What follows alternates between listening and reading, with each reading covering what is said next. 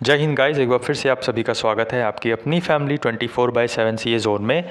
तो यहाँ पे हमारा जो ब्रह्मास्त्र बैच है 2022 के एंट्रेंस एग्ज़ाम के प्रिपरेशन के लिए वो स्टार्ट हो चुका है। और यहाँ पे पहले से ही कुछ स्टूडेंट्स हैं हमारे साथ जो यहाँ पे क्लासेस हमारी कर रहे हैं। बट आप अगर यहाँ पे पहली बार ये हमारी क्लास कर रहे हैं तो आपको बता दें कि 2022 में अगर आप LU, BHU, BBAU, JNU, DU, CU, CET, UPCA TET, Allahabad university या फिर यूपी पॉलिटेक्निक जैसे एंट्रेंस एग्ज़ाम में बैठने को सोच रहे हैं, या आपको फॉर्म फिल करना है, या आपने 12th के बाद यहाँ पे अभी जस्ट पास आउट हुए हैं और आप सोच रहे हो कि एक अच्छा यूनिवर्सिटी, एक अच्छे कॉलेज में एडमिशन चाहिए, तो yes, you are on the right place. यहाँ पे आपको हमारे जो क्लासेस हैं सभी फ्री ऑफ कॉस्ट मिलेंगी और साथ ही साथ आपको PDF वगैरह भी हम प्रोवाइड करते रहेंगे। सो PDF के लिए मैं बता दूँ आपको, डिस्क्रिप्शन बॉक्स में लिंक दिया हुआ है आपका टेलीग्राम का, तो वहाँ पे आप हमारे साथ जुड़ जाइए। इंस्टाग्राम पे आप जुड़ जाइए, FB और ट्विटर जैसी सोशल मीडिया साइट्स पे भी जुड़ जाइए, ताकि आपको जो अपडेट है ना वो तो मिलता ही रहेगा, साथ ही साथ जो मैंने बोला कि PDF वगैरह आपको टेलीग्राम ग्रुप पे प्रोवाइड कर दी जाएगी। सो यहाँ पे हम स्टार्ट करते हैं अपना आज का सेशन। बाकी अगर चैनल पे नए तो चैनल को सब्सक्राइब करके बेल बटन ज़रूर दबा दीजिए, और ये काम तभी करिए अगर आपको ये चीज़ें यूज़फुल लगती हैं, देन ओनली। बाकी शेयर जरूर कर दीजिएगा ताकि आपके लिए नहीं तो जिसके लिए भी यूज़फुल उनको लगे तो वो यहाँ पे जो क्लासेस हैं वो कर सकते हैं। तो क्वेश्चन नंबर 1 है हमारा, जामा मस्जिद बिल्ट बाय, तो आपको ध्यान रखना है शाहजहां द्वारा ये जामा मस्जिद बनाया गया था। आगे अगर हम देखें तो battle of Haldi Ghati fought इन, तो बैटल ऑफ हल्दी घाटी कब लड़ा गया था, तो यहाँ पे आपको बताना है 1570, 1576, 1580 और 1590। क्लास पूरी करिए और उसके बाद कमेंट करके बताइएगा कि आपको क्लास कैसी लगी, और अगर अच्छी लगे, कंटेंट अच्छा लगे तो लाइक ज़रूर कर दीजिएगा। अभी आप भले ही लाइक ना करें या फिर आपको लगे कि हाँ वही मतलब बस कहीं से भी क्वेश्चंस उठा लाएं, बट 2022 में हमारा रिकॉर्ड रह चुका है, हम आपको बता दें 3K प्लस मतलब 3000 प्लस स्टूडेंट्स ने एडमिशन लिया और अच्छी अच्छी यूनिवर्सिटीज़ में एडमिशन लिया है। कई बच्चे तो ऐसे थे जो यहाँ पे मेरे से पूछ रहे थे कि सर ये बता दीजिए कि मैं अब एडमिशन कहाँ लूँ। मेरा लखनऊ यूनिवर्सिटी में भी हो गया एंट्रेंस एग्ज़ाम क्लियर, BHU में भी हो गया है और इलाहाबाद यूनिवर्सिटी में भी हो गया और अम्बेडकर यूनिवर्सिटी में भी हो गया है। तो अगर आपको वो सिचुएशन चाहिए कि आपके पास ऑप्शन हो कि हाँ ये यूनिवर्सिटी मेरे को चाहिए, तो definitely you are on the right place, मैंने आपको पहले ही बताया। बाकी यहाँ पे क्लासेस आप रेगुलर करेंगे तो डेफिनेटली आपको फ़ायदा ज़रूर होगा। तो battle of Haldi Ghati fought इन 1576 में बैटल ऑफ हल्दी घाटी लड़ा गया था। याद रखना है आपको, इंपॉर्टेंट क्वेश्चंस ये सारे आपके एंट्रेंस एग्जाम के पर्पज़ से बन रहे हैं। नेक्स्ट अगर हम देखें तो first Indian women to get Bharat Ratna, तो फर्स्ट इंडियन वुमेन जिनको यहाँ पे भारत रत्न मिला था वो कौन है, तो आपको ध्यान रखना है Indira Gandhi is the right answer, option number B correct answer आपका बन जाएगा। आगे बढ़ते हैं तो क्वेश्चन नंबर 4 आपकी स्क्रीन के सामने है, माई एक्सपेरिमेंट्स विद ट्रूथ, तो ये जो है बुक है किसके द्वारा लिखी गई है यहाँ पे आपको ये बताना है, माई एक्सपेरिमेंट्स विद ट्रूथ। तो क्वेश्चन नंबर 4 अगर हम देखें तो यहाँ पे MK गांधी, ठीक है, महात्मा गांधी जो है Mohandas Karamchand Gandhi, option number C आपका करेक्ट आंसर बन जाएगा। याद रखना है, इंपॉर्टेंट बुक्स हैं सारी ये। नेक्स्ट अगर हम देखें तो क्वेश्चन नंबर 5 आपका बन रहा है कि at the time of emergency of 1975 who was serving, यहाँ पे सर्विंग होगा as the president of India. 1975 की जब हमारे पास यहाँ पे इमरजेंसी लगी थी तब उस समय प्रेसिडेंट ऑफ इंडिया कौन था, जवाहरलाल नेहरू, फखरुद्दीन अली अहमद, राजेंद्र प्रसाद या फिर मनमोहन सिंह। तो ध्यान रखना है आपको। क्वेश्चन नंबर 5 का अगर हम करेक्ट आंसर देखें तो आपका जो करेक्ट आंसर बनेगा वो बन जाएगा आपका option number B Fakhruddin Ali Ahmed, यहाँ पे करेक्ट आंसर बन जाएगा। आगे बढ़ते हैं question number 6, DPSP has been taken in Indian Constitution from which of the following country। अब आप लोग सोच रहे होंगे DPSP क्या है, तो DPSP का फुल फॉर्म मैं आपको लिख देता हूँ, directive principles of state policy. तो ये ध्यान रखना है आपको। कभी कभी आपसे फुल फॉर्म भी पूछ लिया जाता है, लेकिन ये जो क्वेश्चन है ये आपको बहुत अच्छे से ध्यान रखना है कि जो DPSP हमारा लिया गया है वो आयरलैंड से लिया गया है, ठीक है। बार बार ये सब क्वेश्चंस पूछे जाते हैं, और मैंने जैसा कि बोला आपको ऑलरेडी कि आपका एंट्रेंस एग्ज़ाम का जो पैटर्न है उसको ध्यान में रखते हुए ही हम यहाँ पर आपको कंटेंट प्रोवाइड करते हैं, ना कि सिर्फ GK का, बाकी यहाँ पे बल्कि और भी जो हमारे सब्जेक्ट्स हैं, जैसे कि इंग्लिश हुआ, मैथ्स हुआ, रीजनिंग हुआ, कंप्यूटर हुआ, कॉमर्स हुआ, तो इन सब की भी चीज़ें आपको जो है वो सारा कंटेंट हम यहाँ पे आपके एंट्रेंस एग्ज़ाम के पर्पज़ से ही प्रोवाइड कर रहे हैं। सो क्वेश्चन नंबर 7 है, right to property is a, तो लीगल राइट है, फंडामेंटल राइट है, बर्थ राइट है, या फिर कुछ भी नहीं है। तो क्वेश्चन नंबर 7 का अगर हम करेक्ट आंसर देखें तो आपका ऑप्शन नंबर बी बन जाएगा, fundamental right is the correct answer. Right to property fundamental right है, याद रखिएगा। Wild birds animals protection act came in, wild birds and animals protection act came in, तो यहाँ पे दो एक्ट हैं जिनके बीच में डिफरेंस आपको पता होना चाहिए। तो यहाँ पे पहले आप देख लीजिए क्वेश्चन नंबर 8 जो है, जब पूछा जाएगा आपसे कि wild birds and animals protection act came in, तो आपको ध्यान रखना है 1912 में wild birds and animal protection act came मतलब आया था, तो 1912 में।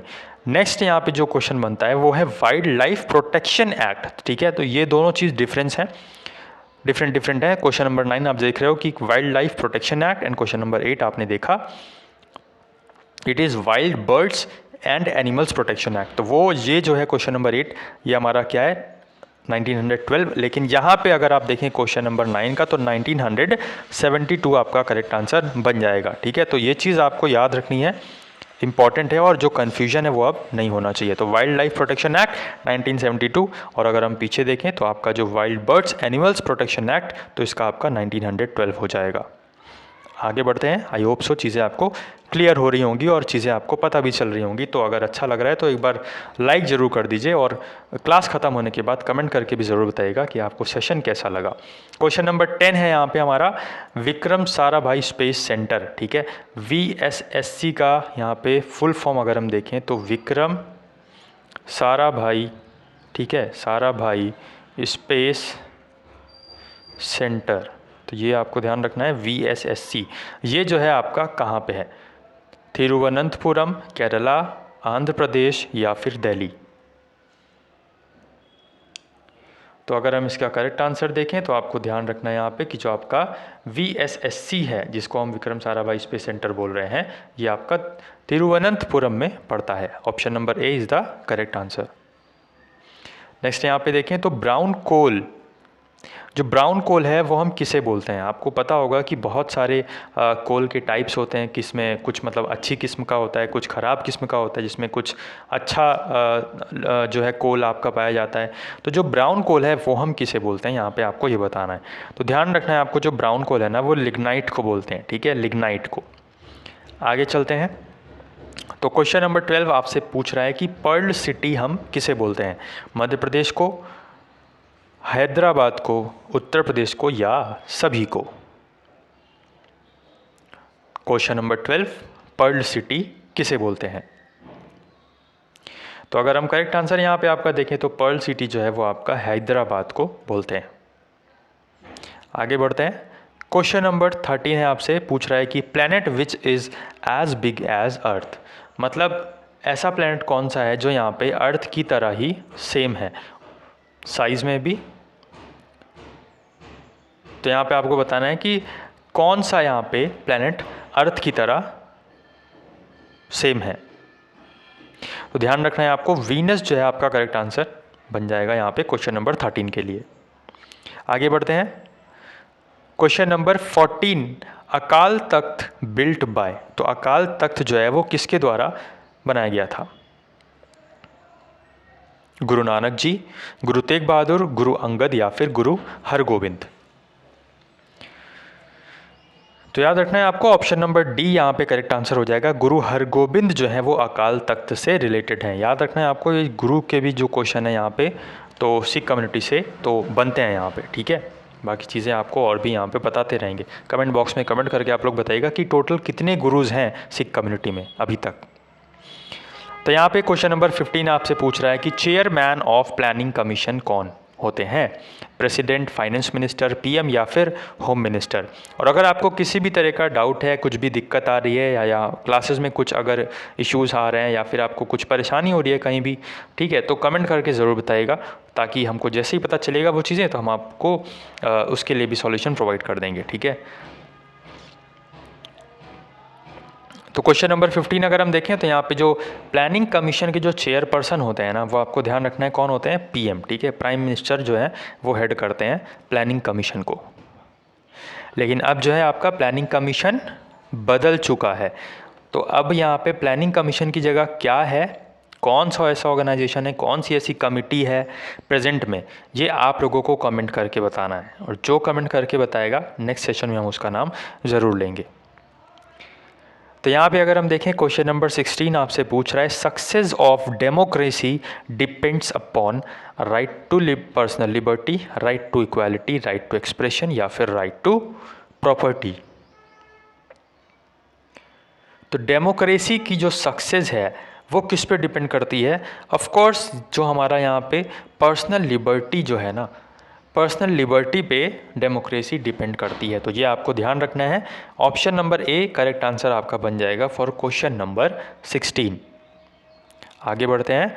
तो क्वेश्चन नंबर 17 यहाँ पे आपसे पूछ रहा है कि आरबीआई गवर्नर प्रेजेंट टाइम में कौन से हैं, ठीक है। करंट का क्वेश्चन है आपका ये।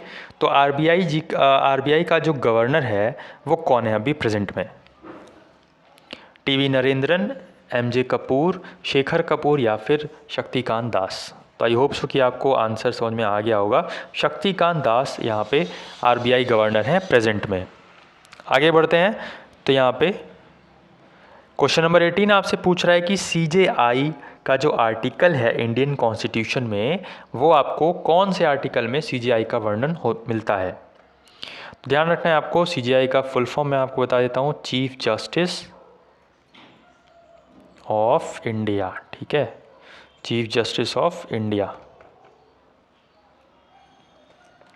तो ध्यान रखना है आपको, चीफ जस्टिस ऑफ इंडिया की अगर जब बात करा जाए तो यहाँ पे आपका जो आंसर बनेगा 148 आर्टिकल जो है वो हमारा सीजेआई की बात करता है हमारे इंडियन कॉन्स्टिट्यूशन में। प्रेजेंट में अगर हम बात करें तो जस्टिस रमन्ना जो है वो हमारे सीजेआई हैं, एनवी रमन्ना, ये पूरा नाम आपको याद रखना है, एनवी रमन्ना। क्वेश्चन नंबर 19 अगर हम देखें तो यहाँ पे बोल रहे हैं आपसे parliamentary form of government. Parliamentary form of government का जो आइडिया है ये इंडियन कॉन्स्टिट्यूशन में किस कंट्री से लिया गया था। ध्यान रखना है आपको, क्वेश्चन नंबर 19 का आंसर बन जाएगा यूके, ठीक है, यूके, ब्रिटेन से यहाँ पे हमने पार्लियामेंट्री फॉर्म ऑफ गवर्नमेंट का कॉन्सेप्ट लिया है।